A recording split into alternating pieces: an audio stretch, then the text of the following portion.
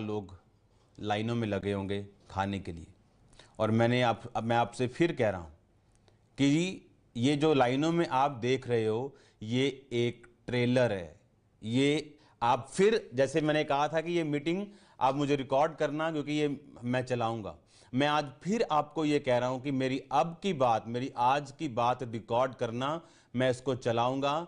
आने वाले समय में आपको इतना तैयार रहना पड़ेगा, क्योंकि ये लास्ट वायरस नहीं है। इसके बाद भी चीजें आएंगी और वो इतनी भयानक होंगी कि सरकार को सोशल मीडिया बंद करना पड़ेगा, क्योंकि सोशल मीडिया पे उनकी बीमारी की इतनी भयानक पिक्चरें होंगी कि लोगों को अटैक होने शुरू हो जाएंगे, पैनिक, घबरा जाएंगे लोग, और सरकार को सोशल मीडिया बंद करना पड़ेगा।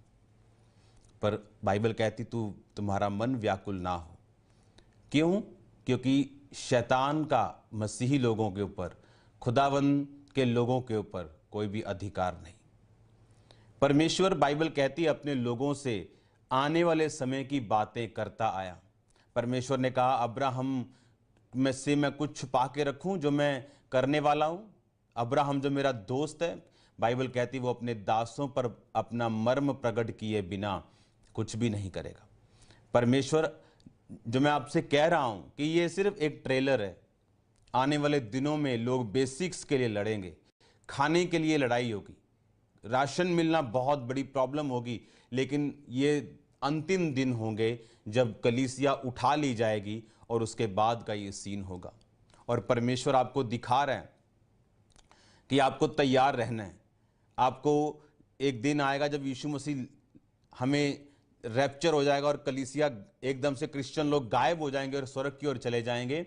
उसके बाद ऐसे दिन आएंगे कि लोगों के पास एक खाने के लिए उन्हें मोहरें लगवानी पड़ेंगी, और उस समय जो तो विश्वासी अभी पूरे हैं वो तो चढ़ा लिए जाएंगे स्वर्ग पे, लेकिन जो पूरे नहीं उन्हें सेकंड चांस मिलेगा। लेकिन वो सेकंड चांस उनको अपनी मौत में से होकर उद्धार में प्रवेश करना पड़ेगा। आज लोग समझ रहे हैं कि पिछले सालों से पवित्रताई का प्रीच चल रहा है, हमने सालों से पवित्रताई का प्रचार सुना, लेकिन माना नहीं। अब वो दुखी हो रहे हैं क्योंकि उन्हें मालूम है कि परमेश्वर न्याय कर रहा है, परमेश्वर जज कर रहा है लोगों को। और ये सिर्फ कलीसिया के लिए एक ट्रेलर है। परमेश्वर दिखा रहा है कि अंत के दिन, बाइबल कहती, इतने भयानक होंगे कि जो सृष्टि के पैदा होने से अब तक लोगों ने कभी नहीं देखे। मैं आपको फिर कह रहा हूं, मैंने एक वर्ड इस वीडियो में बोला था कि आपको तैयार रहना पड़ेगा, आपको हथियार रखने पड़ेंगे, क्योंकि ऐसे बुरे दिन देशों पर आने वाले जो उन्होंने कभी नहीं देखे।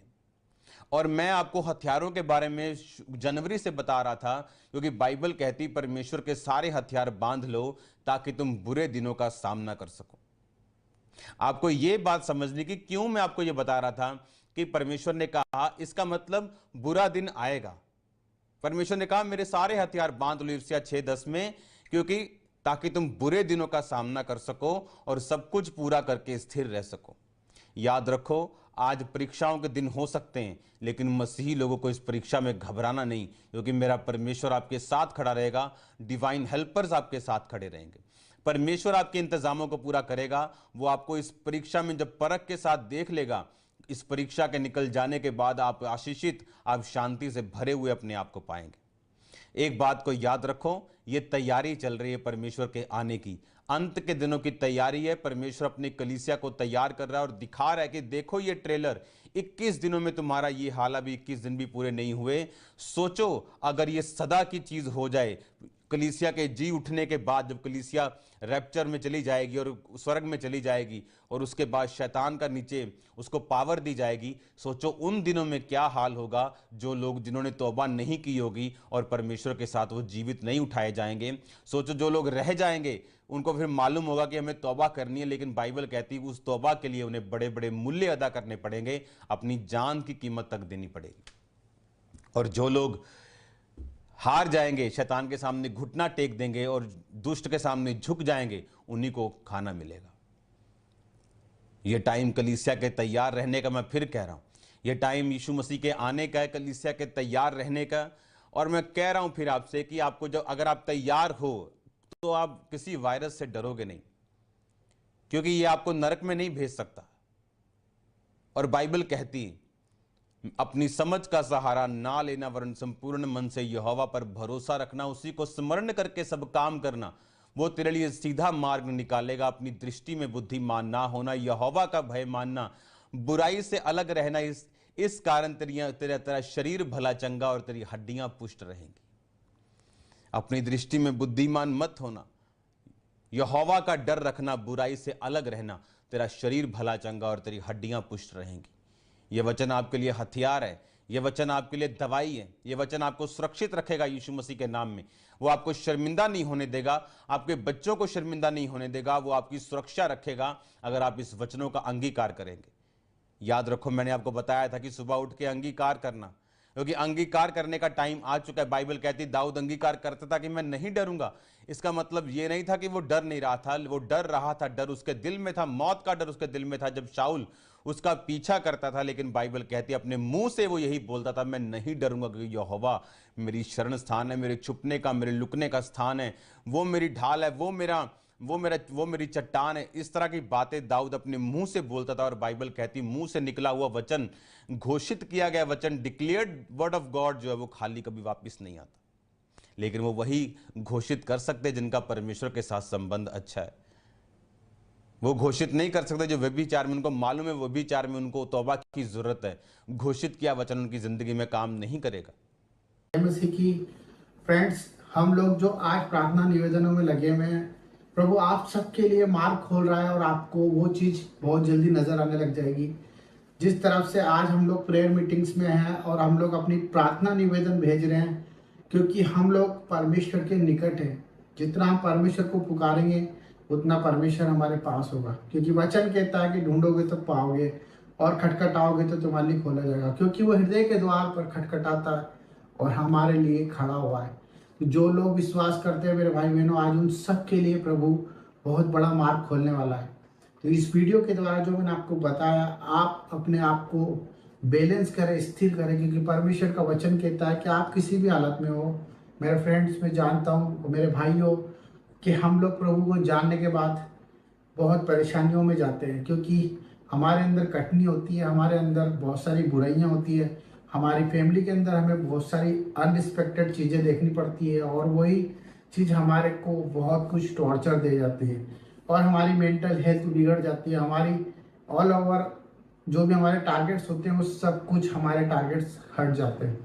तो मैं आप सबके लिए प्रार्थना करना चाहता हूँ और आप सबसे निवेदन करता हूँ कि जिस तरह से आप प्यार दे रहे हैं, देते रहें, और परमेश्वर आप सबके लिए एक सहायक भेज रहा है।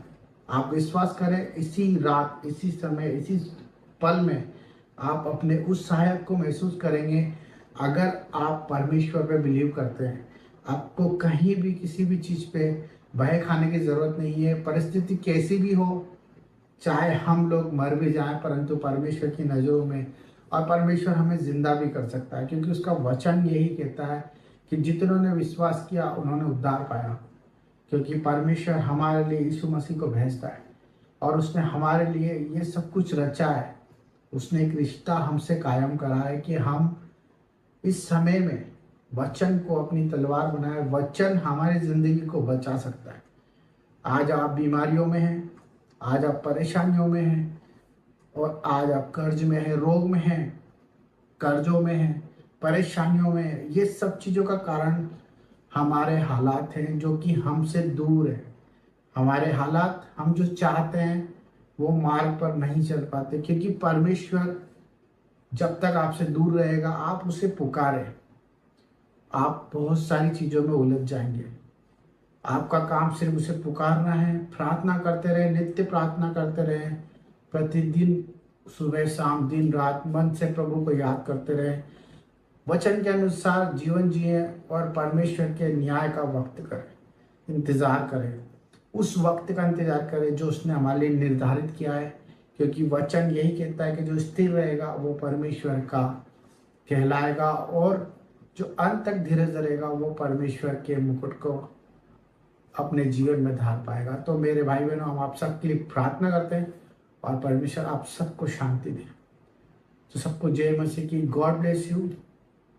हालेलुया। पिता परमेश्वर, हम सब भाई बहनों के लिए प्रार्थना करते हैं। जो लोग कमेंट बॉक्स में प्रार्थना करते हैं, पिता जिनकी जैसी परेशानी प्रभु आप देख रहे हैं, और आपका मैसेज और उनकी बात प्रभु आप तक जाए। मेरे प्यारे पिता, मेरा उद्देश्य यही है कि जो आज आपके द्वारा चुने गए हैं वो सब चीज़ सुरक्षित और सुरक्षित जीवन जिए। मेरे पिता परमेश्वर, उनके जीवन में बाहर आ जाए, आनंद से भर जाए, बीमारी उनके आसपास ना हो प्रभु, और उनके जीवन में तेरी उमंग और आस हो, बीमारियां छोटी हो जाए और ज़िंदगी तेरे नाम से खुशहाल हो जाए।